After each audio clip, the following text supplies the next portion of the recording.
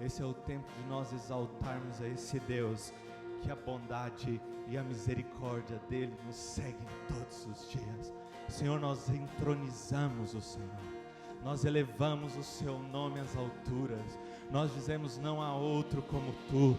Nós chamamos, nós te exaltamos, nós te veneramos. Senhor, seja presente. Senhor, nós edificamos um altar com os nossos louvores. Vem e reina, ó Pai, vem e reina aqui, reina em nosso meio, seja entronizado, seja engrandecido, que essa terra te conheça, o único Deus verdadeiro, aquele que era, aquele que é, aquele que há de vir. Nós te amamos, Senhor. Senhor, nós elevamos o seu nome acima da depressão, acima da opressão, acima do medo, acima das faltas, acima de toda necessidade. O seu nome é exaltado, porque a tua bondade, a tua misericórdia tem nos seguido. Eu te amo, Senhor, eu te amo, e publicamente eu quero dizer isso: eu te amo, Senhor, não há outro como tu. Publicamente eu quero dizer: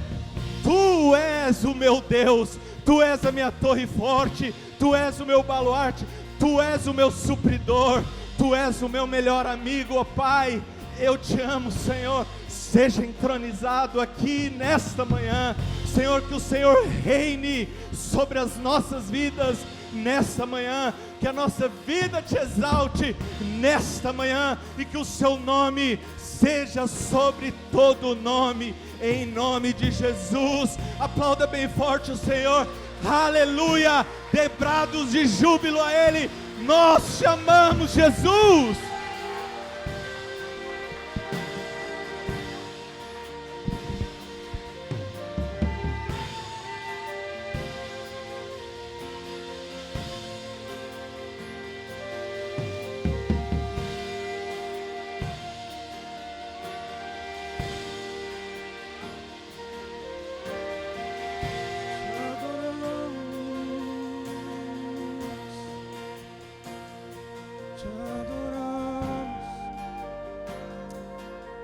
Suas mãos, se você puder, lá em cima, como um sacrifício de louvor ao Senhor.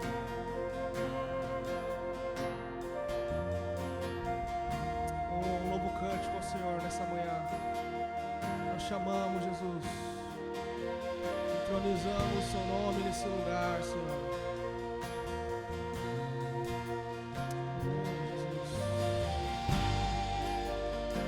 Chamamos, Jesus.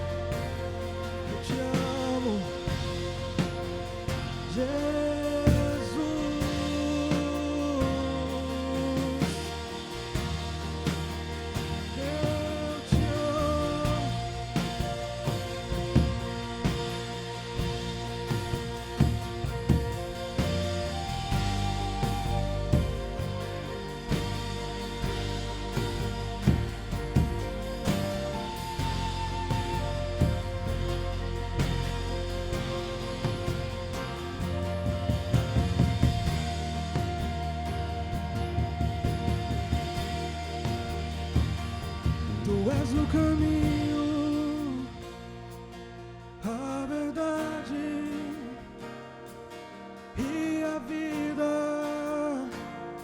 Tu és Jesus, Tu és o caminho, a verdade e a vida. Tu és Jesus. Se você puder, repita isso. Tu és o caminho,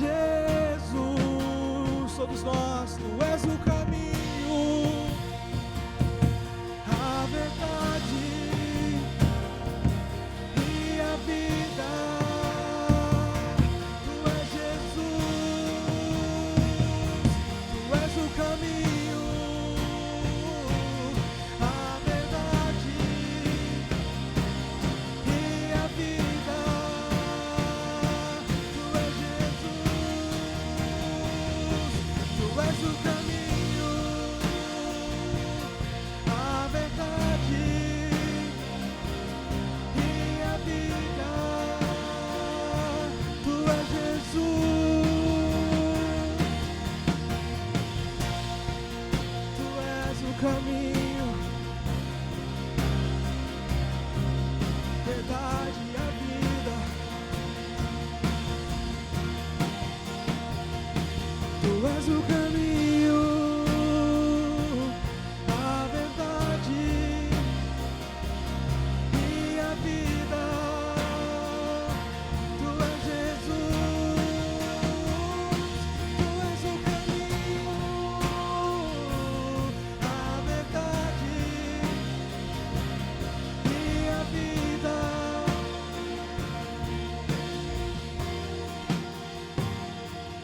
Tu és santo,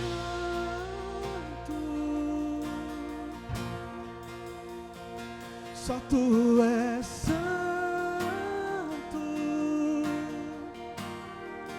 Não há outro como, não há outro como, não há outro como tu, não há outro como. Todos nós, só tu és santo, santo,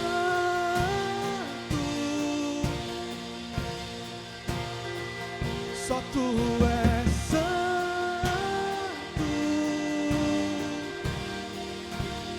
Outro como, não há outro como tu,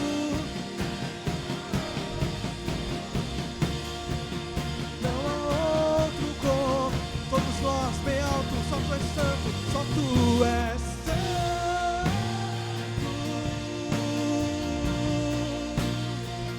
só tu és santo,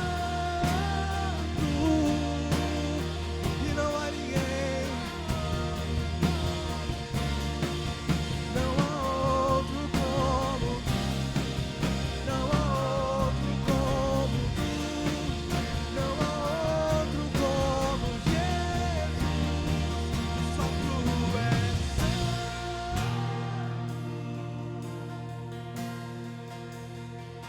só tu és.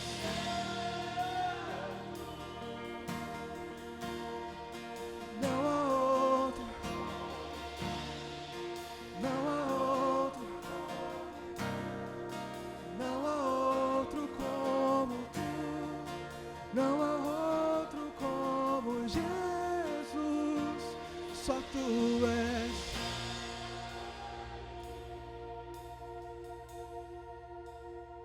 Só tu és santo,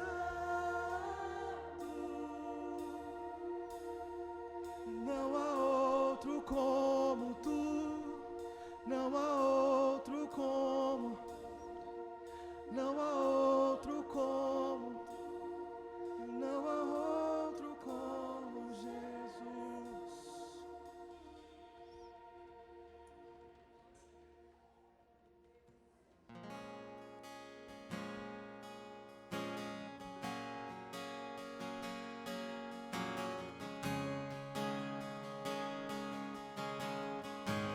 Queremos sua chuva nesse lugar, Senhor. Chuva de glória. Queremos a tua presença, Jesus.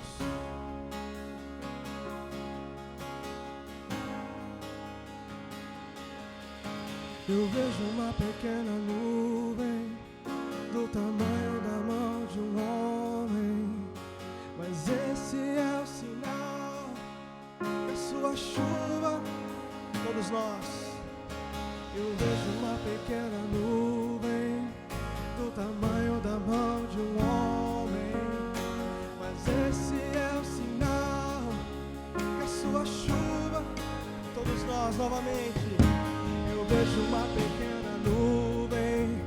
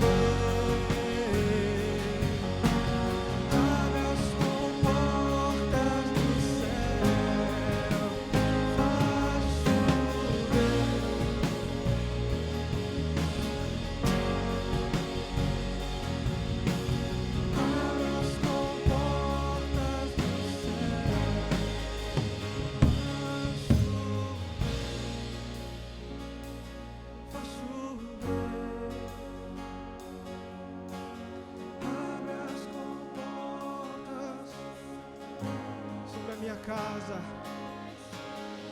Sobre a sua casa, querido, uma nova chuva. Abra as comportas. Se você pedir, o Senhor vem. Mas se pedirmos, Jesus virá como chuva, descerá. É profético. Mas se pedirmos, Jesus virá como chuva, descerá. Mas se pedirmos, Jesus virá.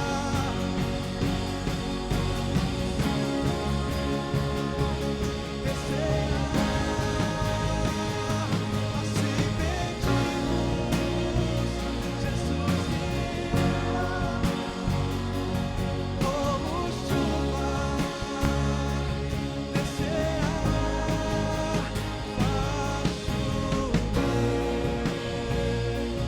Faz chover, abra as comportas do céu.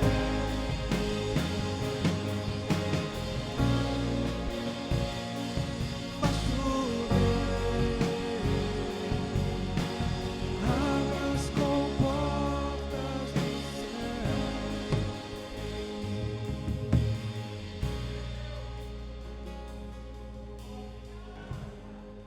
Aleluia. Você pode bater as palmas ao Senhor.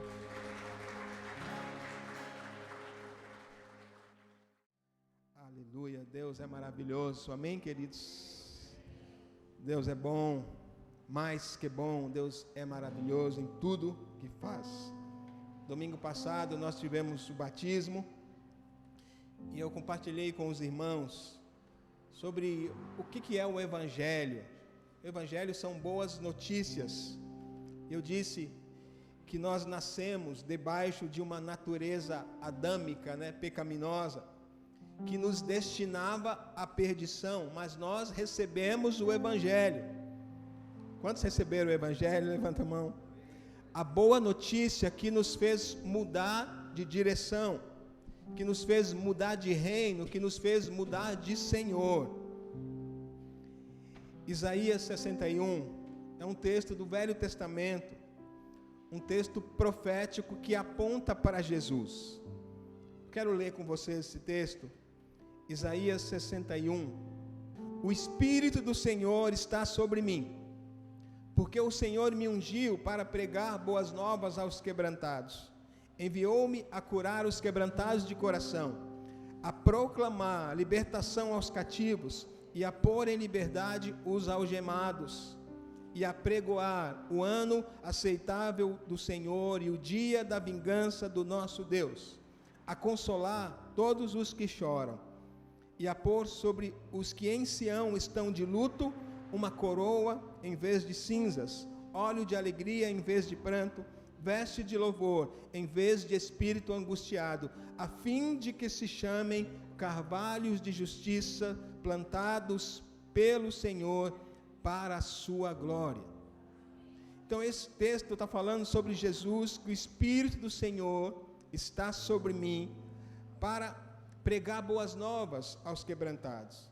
Quando Jesus nasceu em Belém, apareceu um anjo aos pastores no campo, e o anjo disse assim: eis vos trago boas novas de grande alegria, na cidade de Davi nasceu o Salvador, Cristo o Senhor.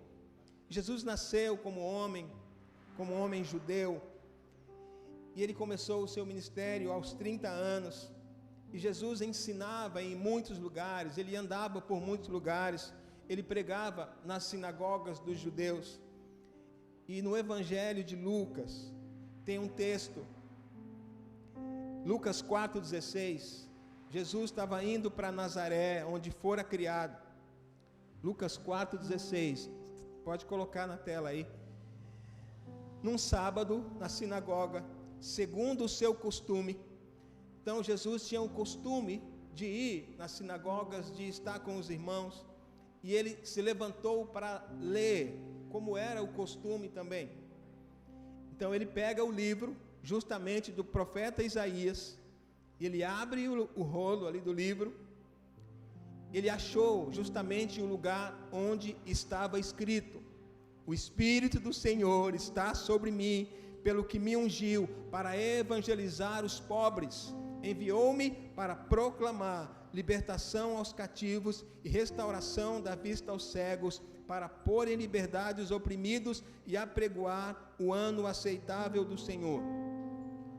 Agora tem um detalhe aqui: tendo fechado o livro, devolveu ao assistente e sentou-se, e todos na sinagoga tinham os olhos fitos nele. Então passou Jesus a dizer-lhes: hoje se cumpriu a escritura que acabais de ouvir. Isso é tremendo, amém, queridos? Imagina a reação dos presentes.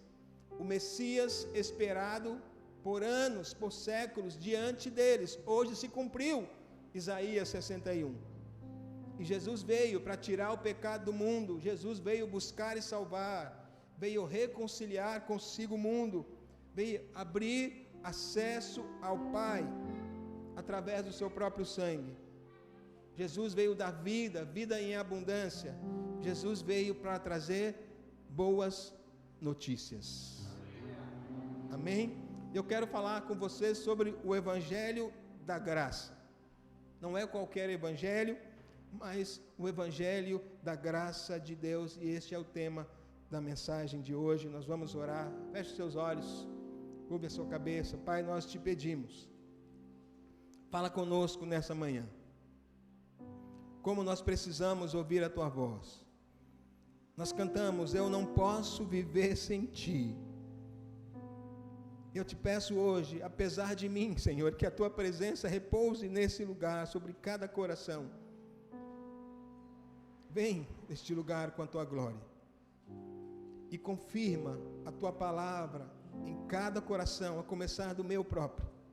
Eu preciso ouvir a tua voz nessa manhã. Nós oramos e te agradecemos em nome de Jesus. Amém e amém. Glória a Deus. Queridos, desde criança, nós somos treinados a fazer por merecer. Você precisa fazer por merecer. Tem uma expressão em inglês: no pain, no gain. Para quem entende inglês, literalmente, sem dor, sem ganho. Ou seja, para conquistar alguma coisa, eu preciso me esforçar muito, eu preciso correr atrás. Isso está correto até um certo ponto. O esforço é importante? Sim. Precisamos correr atrás? Sim. Precisamos trabalhar? Sim. Mas não podemos esquecer o fator graça de Deus e achar que quando conquistamos é apenas um mérito nosso. Eu conquistei porque eu trabalhei. Você fala assim: eu comprei um carro. Será? Ou foi Deus que te deu? Comprei uma casa nova. Será que não foi Deus que te proporcionou? Fato, queridos, é que nós somos treinados para viver uma vida de não graça. E isso tem aumentado cada vez mais no mundo. Assim eu passo a relacionar o meu sucesso com o meu esforço. Em outras palavras, eu não preciso de Deus. E trazendo isso para o mundo espiritual, as religiões, queridos, afirmam: eu preciso me esforçar para receber a graça de Deus. Eu preciso fazer por merecer, eu preciso fazer penitência, eu preciso ir a pé, não sei quantos quilômetros, até o santuário X, subir de joelhos na calçada Y, ou até mesmo me reencarnar para ver se resolve o problema. Mas o Evangelho não é assim. O Evangelho é da graça e não das obras. Nós tentamos fazer muitas obras para ser aceito por Deus, fazer muitas boas ações, ainda que isso seja importante. Queridos, a verdade é que eu e você jamais daríamos conta de fazer por merecer. o evangelho é o seguinte, queridos, eu vi essa descrição.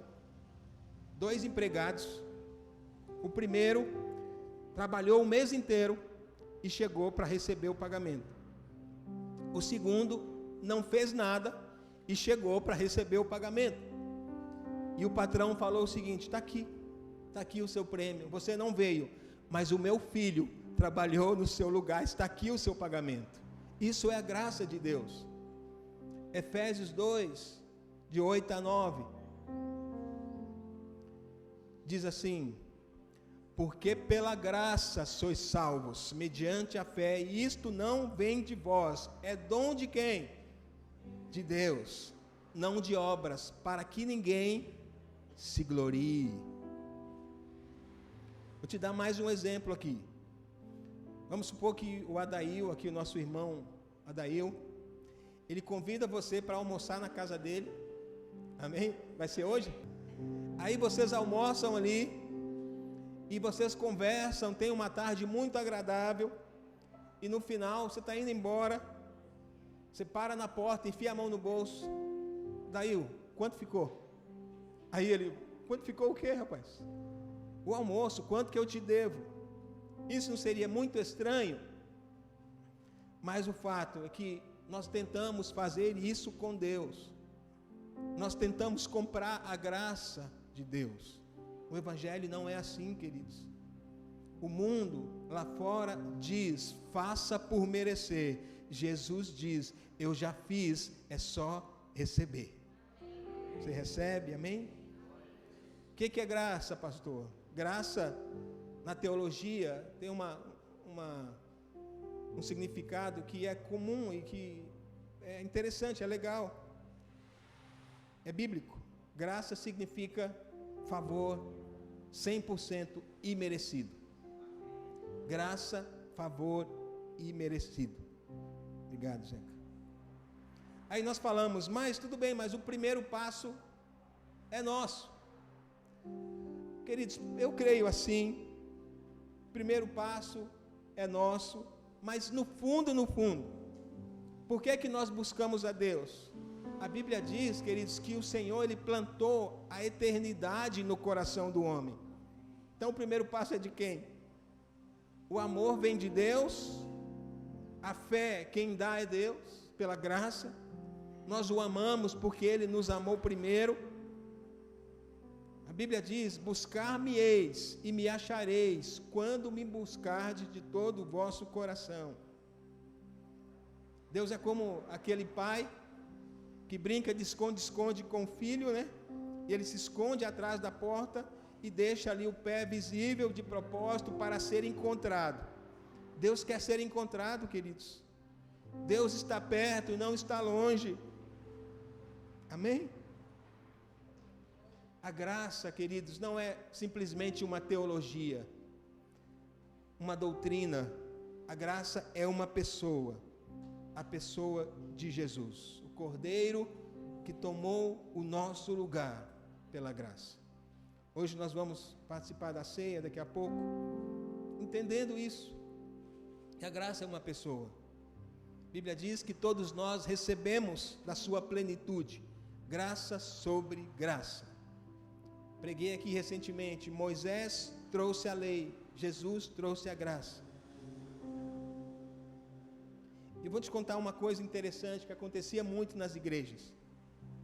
Houve um tempo em que o trabalho do pastor era apenas ficar pregando contra o pecado, toda hora descendo a lenha, oprimindo, condenando as pessoas, pregando a lei: seu pecador miserável, seu adúltero mentiroso. Queridos, isso não ajuda em nada, pelo contrário, só traz jugo. Fique longe do pecado. Se você pecar, você tem um advogado. Tudo isso é bíblico, né? Mas é importante ficar longe do pecado, sim. Porém, as pessoas, nós precisamos saber que nós já somos livres do pecado. O pecado já foi vencido na cruz. Eu preciso me apropriar da vitória e aprender a usar a liberdade que eu tenho em Cristo para adorar o Senhor, para servir o Senhor, para ser um instrumento nas mãos dEle. Nós pregamos aqui, né, sobre a velha aliança, a nova aliança. E para que serve a lei, né? Gálatas 2,16 fala que ninguém é justificado pelas obras da lei. Justificado significa feito justo, tornar justo. Ninguém é justificado pela prática da lei. Então, para que serve a lei? A lei serve para uma coisa: para nós sermos conscientes do pecado. Vamos ler Romanos 3,19. Romanos 3,19.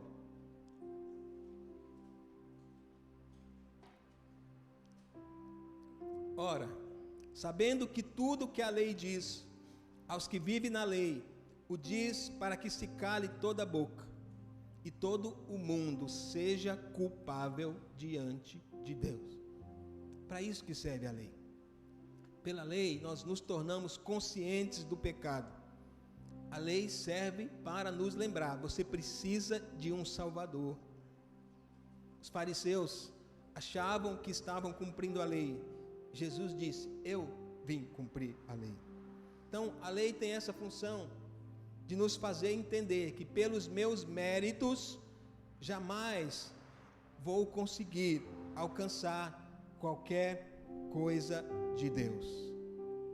Então não há ninguém na face da terra que tenha cumprido a lei. Romanos 3, 23 e 24 fala assim, Romanos 3, 23, pois todos pecaram e carecem da glória de Deus, sendo justificados gratuitamente por sua graça, mediante a redenção que há em Cristo Jesus. Lembra daquela história? Quem nunca pecou, atire a primeira pedra. Alguém atirou? Romanos 5, 20. A lei foi introduzida para que a transgressão fosse ressaltada. Mas onde aumentou o pecado, transbordou a graça, a fim de que, assim como o pecado reinou na morte, também a graça reine pela justiça para conceder vida eterna mediante Jesus Cristo nosso Senhor. Então o texto está claro, olha, a lei foi introduzida para que a transgressão fosse ressaltada, ou seja, o pecador precisa da graça, favor não merecido. E onde aumentou o pecado, transbordou a graça. Não há pecado que a graça de Deus não alcance. Queridos, e esta é uma palavra perigosa de se pregar, né? Quando nós falamos, onde aumentou o pecado, a graça vai aumentar muito mais.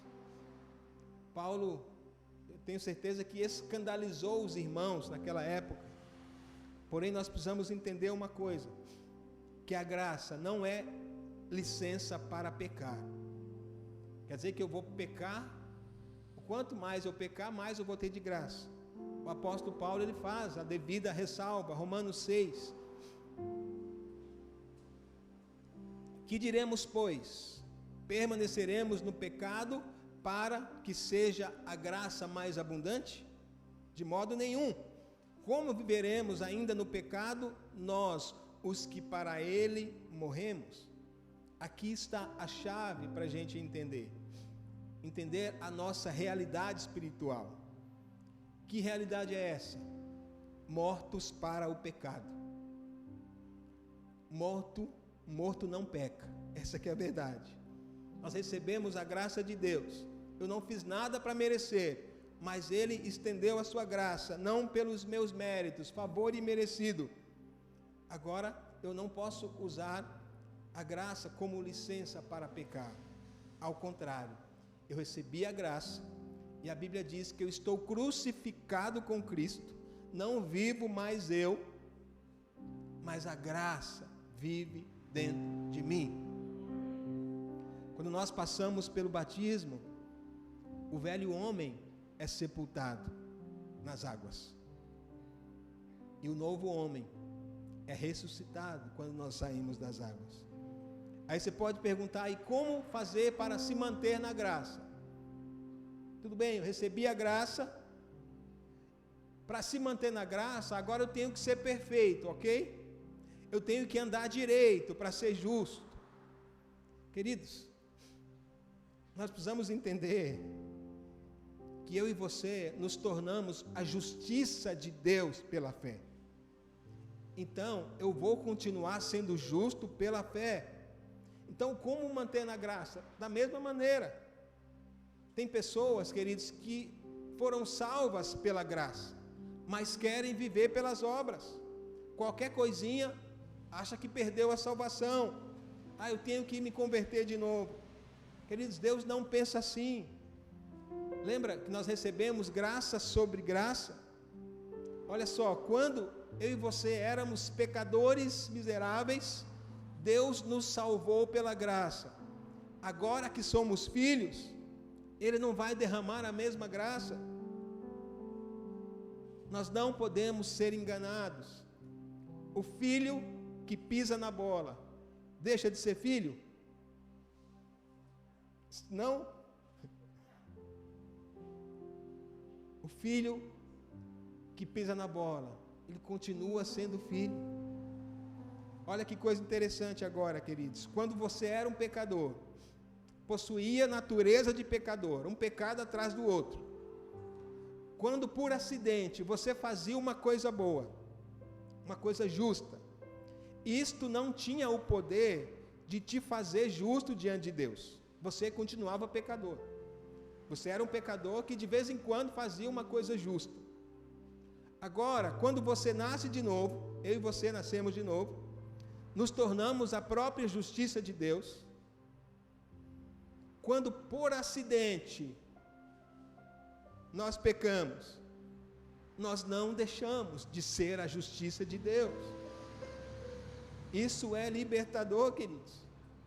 Amém? Quantos estão entendendo? Nós somos a justiça de Deus. O pecado agora é um acidente. Deus já nos perdoou, presente, passado e futuro.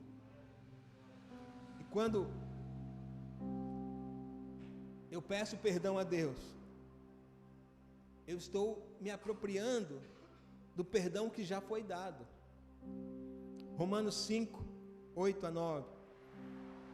Mas Deus prova o seu próprio amor para conosco, pelo fato de ter Cristo morrido por nós, sendo nós ainda pecadores. Logo, muito mais agora, sendo justificados pelo seu sangue, seremos por ele salvos da ira.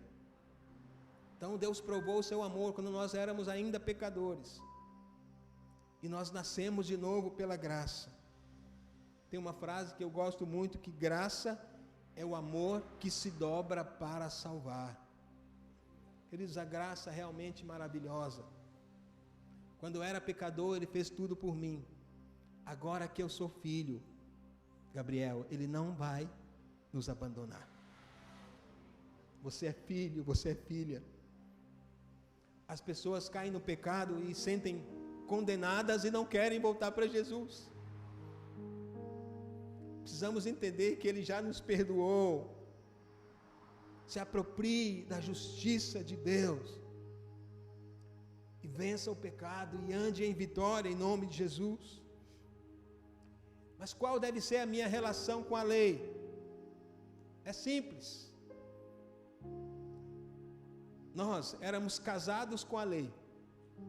Mas eu e você morremos e nascemos de novo. Agora nós somos casados com a graça de Deus. Amém? Você não precisa pagar nada, é só receber.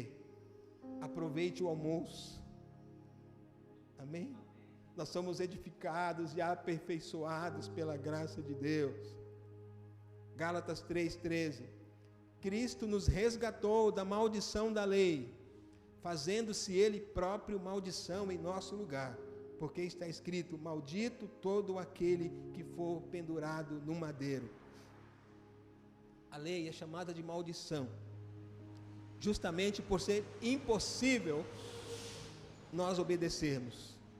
Mas Jesus fez isso por nós. Romanos 8, agora pois, Romanos 8:1. Agora pois, já nenhuma condenação há para os que estão em Cristo Jesus, pois a lei do Espírito da vida em Cristo Jesus te livrou da lei do pecado e da morte. Amém? A mulher adúltera, Jesus falou: ninguém te condena, eu também não te condeno. A lei falava para apedrejar. Jesus disse: vai e não peques mais. Receba a graça. Não há mais condenação para aqueles que estão em Cristo Jesus. Eu tenho que ter a revelação, eu e você, que nós recebemos a graça, queridos. Eu e você temos o poder de ir e não pecar mais. Nós temos o poder de andar em vitória. Olha essa frase aqui. A revelação do eu também não te condeno é a força para não pecar mais. Amém? Por que nós não pecamos? Porque nós recebemos a graça que nos capacita, que nos fortalece para andar em vitória. Deixa eu falar uma coisa importante para você. E quando você for discipular alguém, falar de Jesus para alguém, não pregue a lei. Talvez você tenha boas intenções, mas a lei é um fardo que ninguém pode carregar. Ninguém é justificado pela prática da lei, mas pela fé em Jesus. Vou dar um exemplo. Eu lembro uma vez eu estava acompanhando o novo convertido, e esse rapaz, esse casal, essa família, eles tinham muitas imagens na casa deles. Eu não preguei a lei, queridos. Eu preguei Jesus. E chegou o dia que ele mesmo, esse rapaz, ele foi lá e pegou aquelas imagens e jogou fora. Não precisou eu chegar lá pregando a lei para ele. Com as próprias mãos ele descartou aquilo. Muitos acham que impondo vai funcionar. Faça isso, não faça aquilo, você é isso, você é aquilo. Pare de pregar a lei, pregue a graça, demonstre a graça. E por outro lado, se você é um discípulo, não abuse da graça. Ao contrário, seja ensinável pela graça.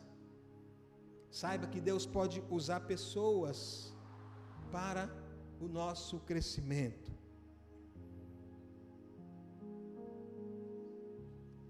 Partindo aqui para o encerramento, uma última coisa importante, queridos, que nós precisamos entender, que faz parte da graça. Perdoe como Cristo te perdoou. Nós só conseguimos perdoar porque nós recebemos o perdão de Deus. Efésios 4:32 fala assim: sejam bondosos e compassivos uns para com os outros, perdoando-se mutuamente, assim como Deus perdoou vocês em Cristo. Colossenses 3:13 diz assim: suportem-se uns aos outros e perdoem as queixas que tiverem uns contra os outros. Perdoem como o Senhor lhes perdoou. Você pode falar, mas você não tem noção o que eu passei. Você não conhece a minha vida. Queridos, a lei fala que você tem que dar primeiro. A graça diz, você já tem, dê. Nós somos generosos porque nós já temos muito. O Senhor é o meu pastor, eu não tenho falta de nada. Eu já sou rico em Cristo Jesus, eu já recebi graça sobre graça. Sou generoso. Eu não dou para receber, eu dou porque já recebi muito. Nós falamos assim, eu só vou perdoar se ele vir, de joelhos se humilhar. Não é assim, eu perdoo porque eu já fui perdoado por Deus. Amém? Nós não estamos mais debaixo da lei, estamos debaixo da graça de Deus. Quando a lei foi dada, a Bíblia nos conta que 3.000 pessoas morreram ali ao pé do monte. Aquela história que eu contei aqui do bezerro de ouro e tudo mais. E quando a graça foi dada, está lá no livro de Atos, apenas numa pregação, 3.000 pessoas foram salvas. A lei é rígida e mata. A graça é favorável e salva. Queridos, eu posso dizer, eu sou alguém que recebeu a graça de Deus. Eu era o pior de todos os pecadores. Não era bom em nada, não tinha nada. Mas eu recebi a graça de Deus e hoje posso ser um instrumento da graça de Deus. E o Senhor convida hoje, todos nós, venha e receba de graça a água da vida. Não porque você merece, mas porque Ele te ama. Ah, mas eu já falhei muito, eu já pequei muito, eu fiz tanta coisa nesse mundo, não tem jeito para mim. Queridos, não limite a graça de Deus. Deus não limita a sua graça. A graça é derramada livremente sobre todos. A diferença é que alguns recebem, outros não. Receba hoje a graça de Deus em nome de Jesus. Amém? Quero te convidar a ficar de pé. Vai parecer que está acabando.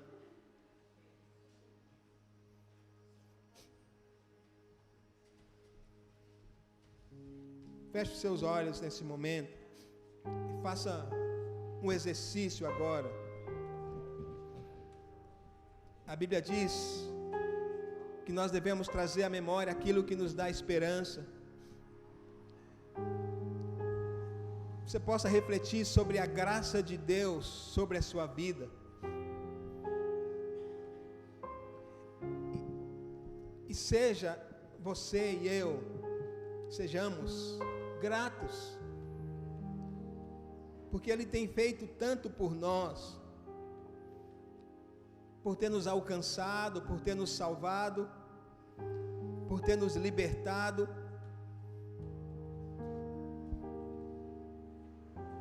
Nós que não merecíamos, se tem uma coisa que a gente merecia era a morte eterna. Mas Ele nos deu vida. E Ele nos deu vida completa, vida em abundância.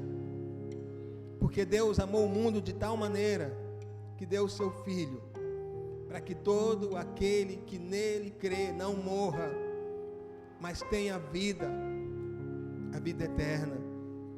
O ladrão veio somente para roubar, matar e destruir. E Jesus disse: eu vim para que tenham vida e a tenham em abundância. Isso é a graça de Deus. Pela graça sois salvos, mediante a fé, e não por obras. Não por obras. É um favor imerecido de Deus. Feche seus olhos.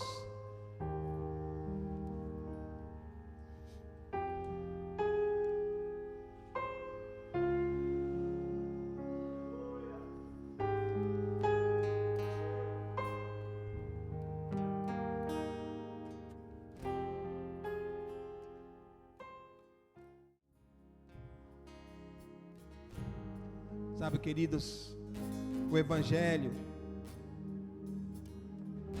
é da graça. Porém, nós precisamos entender uma coisa, que a salvação é de graça para nós, mas custou o trabalho de alguém, custou a vida de alguém. E nós celebramos a ceia justamente lembrando disto, o sacrifício do Senhor por nós. A cruz era para nós, mas Ele tomou o nosso lugar pela graça, pela graça, pela graça. Aleluia. podem sair do seu lugar e tome aqui o pão e o cálice. Pai, nós abençoamos esses elementos em nome de Jesus. Nos consagramos ao Senhor. Reconhecemos o teu sacrifício. Que o teu sacrifício não seja em vão nas nossas vidas. Nós reconhecemos que nós não poderíamos salvar a nós mesmos. Nós precisamos de um Salvador. E nós recebemos a boa notícia. E nós reconhecemos que a salvação é pela graça, mediante a fé e não por obras. Jamais poderíamos merecer a graça. Jamais poderíamos comprar a salvação. Por isso, Pai, nessa manhã, nós participamos dessa ceia, gratos ao Senhor, lembrando do sacrifício do Senhor e anunciando a sua volta. E nós recebemos da nova aliança, do teu sangue, sangue que foi derramado até a última gota, para que nós tivéssemos vida.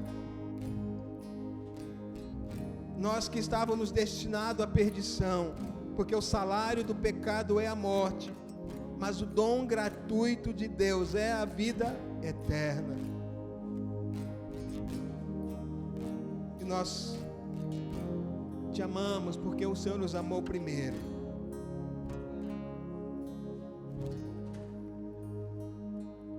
Quem pode participar da ceia?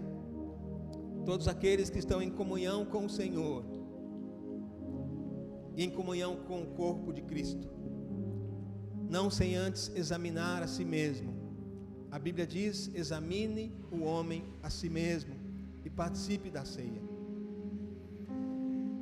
Nesse momento, querido, se você precisa entregar algum sentimento ao Senhor, talvez você tenha se sentido com algum peso de pecado, de condenação. Você ouviu hoje que não há mais condenação para aqueles que estão em Cristo Jesus. Ele já te perdoou, presente, passado e futuro. Receba o perdão de Deus e participe da ceia. Ou quem sabe você tem alguma situação com algum irmão, com alguém, se estiver aqui e você puder procurar, ou a pessoa não esteja aqui, mas que você possa fazer a sua oração ao Senhor e participar da ceia, e quando puder, procure aquela pessoa. Se for caso de perdão, de pedir perdão ou de liberar perdão, nós já podemos fazer isso pela graça. Amém? Examine o homem a si mesmo. Examinar a si mesmo é reconhecer que nós não poderíamos salvar a nós mesmos, que nós precisamos da graça, favor imerecido.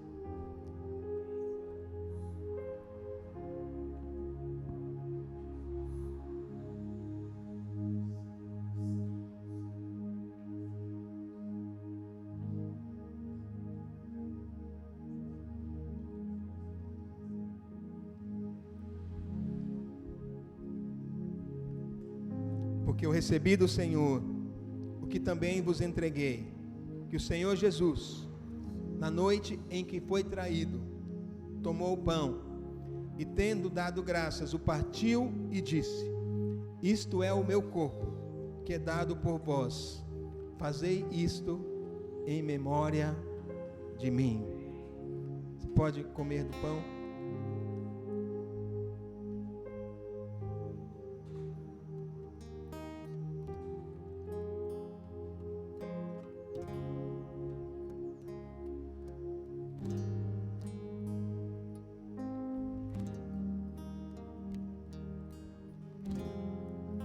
Semelhante modo, depois de haver ceado, tomou também o cálice, dizendo: este cálice é a nova aliança no meu sangue. Fazei isto todas as vezes que o beberdes, em memória de mim. Amém. Você vai tomar esse cálice agora, queridos. Sabe, com esse entendimento da graça de Deus sobre nós, sobre mim, sobre você, que nós não merecemos, mas Ele nos amou de tal forma. Amém? Você pode tomar e vamos cantar ao Senhor. O chão estremeceu, a pedra então rolou. Teu amor não poderia ser vencido. A morte, onde estás? O Rei ressuscitado tornou a derrotada. Para sempre glorificado, para sempre exaltado, para sempre Ele vive, Ele está vivo, Ele está vivo. Vamos cantar aleluia. Cantamos aleluia, cantamos aleluia, cantamos aleluia. O Cordeiro venceu. Cantamos aleluia, cantamos aleluia, cantamos aleluia. O Cordeiro venceu. Pode aplaudir bem forte o nome do Senhor. O Cordeiro venceu. Ele venceu. Ele venceu, Ele está vivo. E a graça está sobre nós. Aleluia. Ele está vivo. Ele está vivo.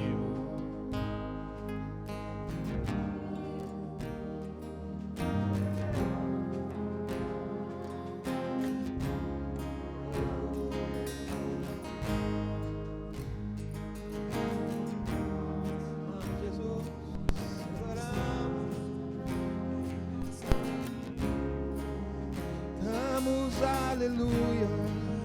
Cantamos aleluia, cantamos aleluia, cantamos aleluia. O Cordeiro venceu. Cantamos aleluia, cantamos aleluia, cantamos aleluia. O Cordeiro venceu. Que a graça do nosso Senhor Jesus Cristo, o amor de Deus, o Pai, e a comunhão e a consolação do Espírito Santo seja sobre cada um de nós, hoje e sempre. Amém, amém e amém. Glória a Deus. Deus abençoe, queridos. Tenham uma boa semana.